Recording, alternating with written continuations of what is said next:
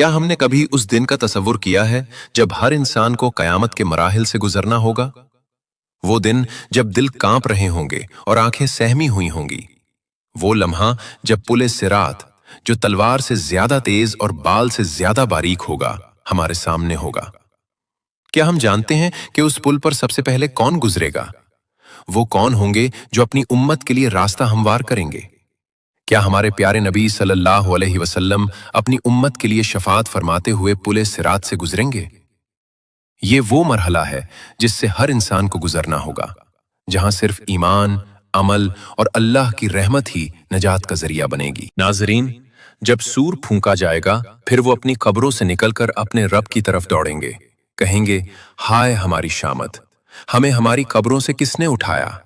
قیامت کے روز جب باپ اپنے بیٹے کو چھوڑ دے گا اور اپنی نجات کی فکر میں مصروف ہوگا، بیوی اپنے شوہر سے فاصلہ اختیار کرے گی اور اپنے آپ کو بچانے کی کوشش کرے گی، بھائی اپنی بہن کو جاننے سے انکار کر دے گا، کیونکہ اس دن ہر کوئی اپنی ذات کی فکر میں ہوگا، ہر سمت نفسی نفسی کا عالم ہوگا، انسان اپنے پسینے میں غرق ہوں گے، کوئی ٹخنوں تک پسینے میں ڈوبا ہوگا، کوئی گھٹنوں تک، کوئی کمر تک اور کوئی گلے تک پسینے میں ڈوبا ہوگا۔ یہ سب ان کے اعمال کے مطابق ہوگا۔ سورج سروں کے قریب ہوگا اور اس کی تپش سے لوگوں کا برا حال ہوگا، مگر اسی عظیم میدان میں ایک ہستی سب کے لیے پکار رہی ہوگی، ہمارے مالک، دونوں جہان کے سردار حضرت محمد صلی اللہ علیہ وسلم، جن کی زبان مبارک پر یہ الفاظ ہوں گے، اے میرے رب، میری امت کو بخش دے، میری امت کی مغفرت فرما دے۔ حضور صلی اللہ علیہ وسلم اللہ تعالیٰ سے سفارش فرمائیں گے اور پھر حساب و کتاب کا آغاز ہوگا۔ اس دن کوئی ظلم نہیں ہوگا اور ہر انسان کو اس کے اعمال کا پورا پورا بدلہ دیا جائے گا۔ سب سے پہلا سوال نماز کے متعلق ہوگا، جیسا کہ رسول اللہ صلی اللہ علیہ وسلم نے ارشاد فرمایا کہ قیامت کے دن سب سے پہلے نماز کا حساب لیا جائے گا۔ اگر نماز درست ہوئی تو باقی اعمال بھی درست ہوں گے، اور اگر نماز خراب ہوئی تو باقی اعمال بھی خراب ہوں گے۔ نماز دین کا ستون ہے اور یہی وہ عمل ہے جو سب سے پہلے دیکھا جائے گا۔ اس کے بعد مزید 5 سوالات پوچھے جائیں گے جن کا جواب ہر انسان کو دینا ہوگا۔ پہلا سوال یہ ہوگا کہ اپنی عمر کہاں گزاری؟ کیا اللہ کی اطاعت میں گزاری یا نافرمانی میں؟ دوسرا سوال یہ ہوگا کہ اپنی جوانی کہاں صرف کی؟ جوانی انسان کی زندگی کا سب سے قیمتی وقت ہے اور اس میں کیے گئے اعمال کا حساب لیا جائے گا۔ تیسرا اور چوتھا سوال یہ ہوگا کہ اپنا مال کہاں سے حاصل کیا اور کہاں خرچ کیا؟ کیا حلال ذرائع سے کمائی کی اور نیک کاموں میں خرچ کیا، یا حرام طریقوں سے کمایا اور گناہوں میں خرچ کیا؟ پانچواں سوال یہ ہوگا کہ اپنے علم پر کتنا عمل کیا، کیونکہ علم بغیر عمل کے بے فائدہ ہے اور اللہ تعالی ہم سے ہمارے علم کے بارے میں ضرور پوچھیں گے۔ اس کے بیک اعمال کا وزن ہوگا جو میزان پر کیا جائے گا۔ اللہ تعالیٰ نے قرآن پاک میں ارشاد فرمایا کہ ہم قیامت کے دن عدل کی ترازو رکھیں گے، جس کا پلڑا بھاری ہوگا وہ جنت کا حقدار ٹھہرے گا اور کامیاب ہوگا، اور جس کا پلڑا ہلکا ہوگا اس کا انجام جہنم ہوگا جو بدترین ٹھکانہ ہے۔ پھر پل صراط کا مرحلہ آئے گا جو انتہائی خوفناک اور دشوار مرحلہ ہے۔ سوال یہ ہے کہ پل صراط کیا ہے؟ یہ کہاں واقع ہے؟ کون اس پر بجلی کی مانند گزرے گا اور کون اس سے گر کر جہنم میں جائے گا؟ اور حضور صلی اللہ علیہ وسلم کن خوش نصیب لوگوں کی وہاں سفارش فرمائیں گے؟ آج کی ویڈیو میں ہم انہی سوالات کے جوابات حاصل کریں گے اور اس اہم موضوع کو تفصیل سے سمجھیں گے، تو اس ویڈیو کو آخر تک ضرور ملاحظہ فرمائیں، کیونکہ یہ معلومات ہر مسلمان کے لیے جاننا نہایت ضروری ہیں۔ ناظرین، پل صراط سے پہلے ایک اور مرحلہ آتا ہے جسے حوض کوثر کہتے ہیں۔ یہ حوض اللہ تعالیٰ نے اپنے حبیب حضرت محمد صلی اللہ علیہ وسلم کو عطا فرمایا ہے، اور یہ خاص طور پر آپ صلی اللہ علیہ وسلم کی امت کے لیے ہوگا۔ یہ حوض میدان محشر میں موجود ہوگا۔ جب حساب و کتاب مکمل ہو جائے گا اور لوگ تھکے ہارے ہوں گے تو شدید گرمی اور پیاس سے ان کا برا حال ہوگا۔ سورج کی تپش سے لوگ بے حال ہوں گے اور پانی کے لیے تڑپ رہے ہوں گے۔ اسی وقت انہیں حضرت محمد صلی اللہ علیہ وسلم کا حوض کوثر نظر آئے گا، جو انتہائی خوبصورت اور دلکش ہوگا۔ اس کے پاس حضور صلی اللہ علیہ وسلم خود کھڑے ہوں گے اور اپنے مبارک ہاتھوں سے اپنی امت کو پانی عطا فرمائیں گے۔ یہ کتنی بڑی سعادت ہے کہ ہمارے پیارے نبی صلی اللہ علیہ وسلم خود اپنی امت کو سیراب فرمائیں گے۔ ہمارے پیارے نبی صلی اللہ علیہ وسلم نے حوض کوثر کی صفات بیان کرتے ہوئے ارشاد فرمایا کہ بے شک حوض کا پانی دودھ سے زیادہ سفید ہے، اور اس کی سفیدی آنکھوں کو خیرہ کر دینے والی ہے۔ یہ شہد سے زیادہ میٹھا ہے، اور اس کی مٹھاس بے مثال ہے۔ یہ برف سے زیادہ ٹھنڈا ہے، اور اس کی ٹھنڈک دل کو سکون دینے والی ہے۔ اس کی خوشبو مشک سے بہتر ہے، اور اس کی مہک پوری فضا میں پھیلی ہوگی۔ اس کے پاس رکھے ہوئے پیالے ستاروں کی تعداد سے بھی زیادہ ہوں گے، تاکہ ہر مومن کو پینے کا موقع ملے۔ جو انسان اس سے ایک بار پی لے گا وہ کبھی پیاسا نہیں ہوگا اور ہمیشہ کے لیے سیراب ہو جائے گا۔ یہ اللہ تعالیٰ کی اپنے حبیب صلی اللہ علیہ وسلم اور ان کی امت پر خاص رحمت ہے۔ اس سے پی کر جانے والا ہمیشہ سیراب رہے گا اور جنت میں بھی اسے کبھی پیاس نہیں لگے گی۔ روایات میں آتا ہے کہ نیک اور متقی لوگ پل صراط عبور کرنے سے پہلے حوض سے جام پئیں گے تاکہ وہ تازہ دم ہو کر پل صراط کو عبور کر سکیں، اور کچھ لوگوں کو ان کے گناہوں کی وجہ سے پل صراط عبور کرنے کے بعد حوض سے پلایا جائے گا۔ یہ اس لیے ہوگا تاکہ وہ پہلے پل صراط عبور کر کے گناہوں سے پاک ہو جائیں اور پھر حوض کوثر سے پانی پئیں، کیونکہ حوض کوثر کا پانی پاکیزہ لوگوں کے لیے ہے اور اس سے پینے کے لیے گناہوں سے پاک ہونا ضروری ہے۔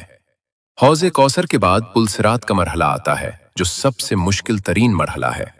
پل صراط ایک ایسا پل ہے جس سے ہر انسان کو جنت میں داخل ہونے کے لیے گزرنا لازمی ہوگا۔ کوئی بھی اس پل سے گزرے بغیر جنت میں داخل نہیں ہو سکتا۔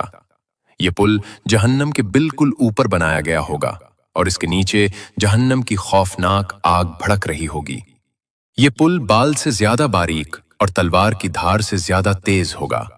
اس پر چلنا انتہائی مشکل ہوگا اور صرف اللہ تعالیٰ کی مدد سے ہی کوئی اسے پار کر سکے گا۔ حضرت ابو سعید خدری رضی اللہ عنہ سے روایت ہے کہ صحابہ کرام رضی اللہ عنہم نے رسول اللہ صلی اللہ علیہ وسلم سے عرض کیا، یا رسول اللہ صلی اللہ علیہ وسلم، پل صراط کیسا ہوگا؟ ہمیں اس کے بارے میں بتائیں تاکہ ہم اس کی تیاری کر سکیں۔ رسول اللہ صلی اللہ علیہ وسلم نے ارشاد فرمایا کہ وہ ایک پھسلنے کی جگہ ہوگی جہاں پاؤں جمانا مشکل ہوگا۔ وہاں کانٹے اور آنکھڑیاں ہوں گی جو گزرنے والوں کو پکڑنے کی کوشش کریں گی۔ جیسے نجد کے علاقے میں ایک کانٹا پایا جاتا ہے جسے سادان کہتے ہیں، جس کا سرا ٹیڑھا ہوتا ہے اور جو بھی اس کے قریب سے گزرے اسے پکڑ لیتا ہے۔ اسی طرح پل صراط پر بھی کانٹے ہوں گے جو گناہ گاروں کو پکڑ لیں گے۔ مومنین اس پل سے گزریں گے مگر سب کی رفتار یکساں نہیں ہوگی، بلکہ ہر ایک کی رفتار مختلف ہوگی۔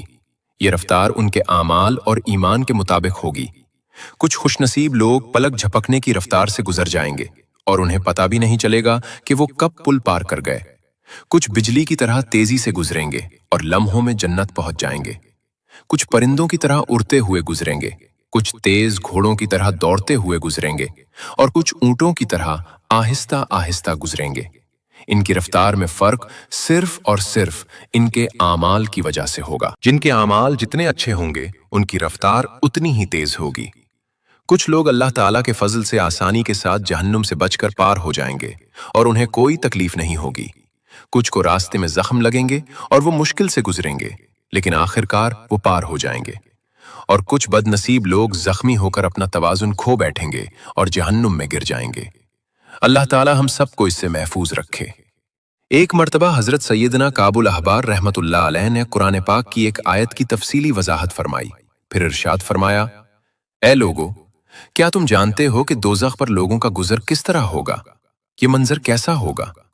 پھر خود ہی ارشاد فرمانے لگے کہ جہنم لوگوں پر ایسے ظاہر ہوگی گویا چربی کی ایک تہ جمی ہوئی ہو جو اوپر سے ٹھوس نظر آتی ہے مگر اندر سے بہت خطرناک ہے۔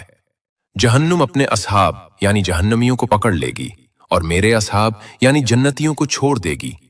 پھر جہنم میں جانے والے اس میں گرتے چلے جائیں گے اور جہنم انہیں اس طرح پہچان لے گی جیسے کوئی باپ اپنے بیٹے کو پہچانتا ہے۔ کوئی غلطی نہیں ہوگی اور ہر شخص کو اس کے مقام پر پہنچا دیا جائے گا۔ مومنین اور صادقین اس پل کو اس طرح آسانی سے پار کر لیں گے کہ ان کے کپڑوں پر کوئی نشان تک نہیں ہوگا اور وہ صحیح سلامت جنت میں پہنچ جائیں گے۔ ایک اہم بات یاد رکھیں کہ پل صراط ہر ایک کے لیے بال سے زیادہ باریک نہیں ہوگا، بلکہ جس کے لیے اللہ کریم چاہیں گے اس کے لیے یہ کشادہ اور وسیع وادی کی طرح ہوگا جس پر چلنا آسان ہوگا۔ जैसा कि हजरत सैयदना सईद बिन अबी हलाल रहमतुल्लाह ताला ने इरशाद फरमाया कि मेरे पास ये रिवायत पहुंची है कि क़यामत के रोज पुल सिरात कुछ गुनाहगार लोगों पर बाल से भी ज्यादा बारीक होगा और उनके लिए गुजरना मुश्किल होगा, जबकि कुछ नेक लोगों के लिए ये कुशादा वादी की तरह होगा जिस पर वो आसानी से चलकर गुजर जाएंगे। ये सब अल्लाह ताला की हिकमत और इंसाफ के मुताबिक होगा। सबसे पहले पुल सिरात पर हमारे प्यारे नबी सल्लल्लाहु अलैहि वसल्लम गुजर फरमाएंगे। आप सल्लल्लाहु अलैहि वसल्लम अपनी उम्मत के लिए रास्ता हमवार करेंगे। फिर दीगर अंबिया और मुरसलीन अलैहिमुस्सलाम गुजरेंगे। इसके बाद उम्मत मुहम्मदिया गुजरेगी और फिर दूसरी उम्मतें अपने अपने अंबिया के साथ गुजरेंगी। रिवायत में आता है कि अल्लाह करीम ने हजरत सैयदना दाऊद अलैहिस्सलाम से इरशाद फरमाया, ए दाऊद, क्या तुम जानते हो कि पुल सिरात पर सबसे तेजी से गुजरने वाले खुश नसीब लोग कौन होंगे? वो लोग जो दुनिया में मेरे फैसले पर राजी रहे और जिनकी जबानें हमेशा मेरे जिक्र से तर रही हों। जो लोग अल्लाह की रजा पर राजी रहते हैं और हर हाल में अल्लाह का शुक्र अदा करते हैं, वही उस दिन कामयाब होंगे। हमारे प्यारे नबी रहमत आलम सल्लल्लाहु अलैहि वसल्लम की शान ये है कि आप सल्लल्लाहु अलैहि वसल्लम अपनी उम्मत के लिए हर वक्त फिक्रमंद रहते हैं। आप सल्लल्लाहु अलैहि वसल्लम को अपनी उम्मत से बेपनाह मोहब्बत है। दुनिया में भी आप सल्लल्लाहु अलैहि वसल्लम ने अपनी उम्मत के लिए बेशुमार दुआएं मांगी और रातों को उठकर रोते हुए अपनी उम्मत की मग़फ़िरत की दुआ फरमाई। और क़यामत के दिन भी जब सब अपनी जान की फिक्र में होंगे और हर कोई नफसी नफसी पुकार रहा होगा, आप सल्लल्लाहु अलैहि वसल्लम अपनी उम्मत के लिए सलामती की दुआ फरमा रहे होंगे। फरमाने मुस्तफ़ा सल्लल्लाहु अलैहि वसल्लम है कि तुम्हारे नबी सल्लल्लाहु अलैहि वसल्लम पुल सिरात के किनारे खड़े होकर रब्बि सल्लिम पुकारे रहे होंगे।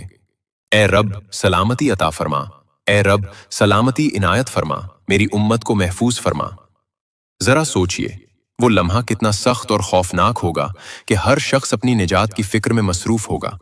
कोई किसी की मदद नहीं कर सकेगा मगर हमारे प्यारे आका सल्लल्लाहु अलैहि वसल्लम अपनी जान की नहीं बल्कि अपनी उम्मत की सलामती की फिक्र कर रहे होंगे और हमारे लिए दुआ फरमा रहे होंगे। फरिश्ते भी उस वक्त अर्ज करेंगे, ए अल्लाह सलामती से गुजार, इन मोमिनों को महफूज फरमा। यही तो वो अजीम शान और मकाम रफ़ी है जो अल्लाह ताला ने अपने महबूब सल्लल्लाहु अलैहि वसल्लम को अता फरमाया है। आप सल्लल्लाहु अलैहि वसल्लम सरापा रहमत है और तमाम जहानों के लिए रहमत बनाकर भेजे गए हैं। आप सल्लल्लाहु अलैहि वसल्लम शफीए आज़म हैं, यानी सबसे बड़े सिफारिश करने वाले। और हकीकत यह है कि अगर आप सल्लल्लाहु अलैहि वसल्लम की दुआ और सिफारिश न हो तो शायद कोई भी पुल सिरात से गुजर ही न सके। हम सबको आप सल्लल्लाहु अलैहि वसल्लम की सिफारिश की सख्त जरूरत है। नाज़रीन, जो लोग अपने गुनाहों की वजह से जहन्नम में डाले जाएंगे वो वहां कुछ वक्त तक सख्त से सख्त सजा बर्दाश्त करेंगे। उनके गुनाहों की सजा उन्हें पूरी तरह मिलेगी और वो अपने बुरे अमाल का बदला पाएंगे। जहन्नम का अजाब इंतहाई शदीद और तकलीफदेह होगा, लेकिन अल्लाह ताला की रहमत बहुत वसी और अजीम है। अल्लाह ताला अरहमुर राहिमीन है और उनकी रहमत हर चीज पर गालिब है। जब उन गुनाहगार मोमिनों का अजाब मुकम्मल हो जाएगा और वो अपने गुनाहों से पाक हो जाएंगे तो अल्लाह ताला अपनी बेपाया रहमत से उन्हें जहन्नम से निकाल लेंगे। फिर अल्लाह ताला उन्हें जन्नत में दाखिल फरमा देंगे जहां वो हमेशा हमेशा के लिए रहेंगे। वहां वो अबदी सुकून, आराम और खुशियों में जिंदगी गुजारेंगे। न कोई गम होगा, न कोई तकलीफ, न कोई बीमारी, और अल्लाह ताला की बेहिसाब रहमत हमेशा उन पर साया फिगन रहेगी। यह अल्लाह ताला का फजल और करम है जो वो अपने बंदों पर फरमाते हैं। हजरत सैयदना अबू सईद खिदरी रजी अल्लाहु अन्हु रिवायत फरमाते हैं कि रसूलुल्लाह सल्लल्लाहु अलैहि वसल्लम ने इरशाद फरमाया कि जन्नत वालों में सबसे कम दर्जे वाले शख्स का हाल भी इंतहाई अजीब और हैरत अंगेज होगा। अल्लाह ताला उसका रुख जहन्नम से फेर देंगे और जन्नत की तरफ कर देंगे। उसे दूर से एक घिना, खूबसूरत और सायादार दरख्त नजर आएगा। वो हैरान होकर अर्ज करेगा, ए मेरे रब, मुझे इस दरख्त के करीब कर दे ताकि मैं उसके ठंडे साए में आराम कर सकूं और उसकी खूबसूरती से लुत्फ अंदोज हो सकूं। अल्लाह ताला फरमाएंगे, ए मेरे बौंदे, अगर मैं तुझे ये नेमत दे दूं तो क्या तू फिर कोई और सवाल नहीं करेगा और मजीद कुछ नहीं मांगेगा?